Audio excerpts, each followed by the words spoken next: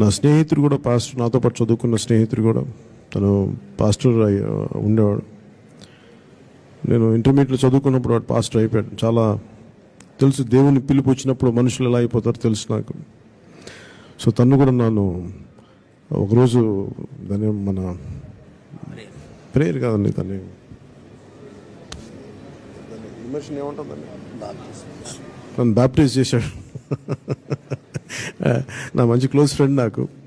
అంటే నేను ఎలా నమ్ముతాను, మతాన్ని ఎలా చూస్తాను, దేవుణ్ణి ఎలా చూస్తానంటే, మనకి భగవంతుడికి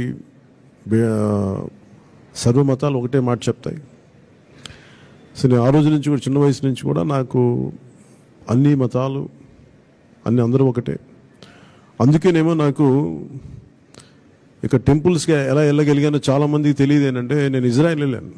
ఇజ్రాయెల్ వెళ్తే నాకు బెత్లెహేమ్ వెళ్ళాను. జీసస్ మనం పుట్టిన ప్రాంతానికి వెళ్ళాను. ఆయన పుట్టిన చూపించారు నాకు, ఇక్కడ పుట్టారని చెప్పి. ఆయన మొత్తం ఇవన్నీ ఉన్నాయి జెరూసలేంలో.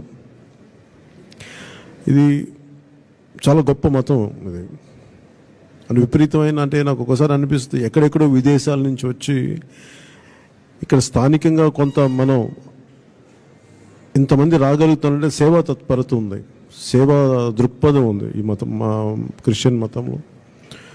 దీనిని సంపూర్ణంగా అర్థం చేసుకొని ఆ సేవా తత్పరత లేకపోతే, భగవంతుడి పిలుపు లేకపోతే ఇంతమంది మనస్ఫూర్తిగా తీసుకున్నారు దీన్ని. సో అందుకని మీకు ఎలాంటి అడ్డంకులున్నా, ఎలాంటి ఇబ్బందులున్నా ఖచ్చితంగా మీకు అండగా నిలబడేవాడిని.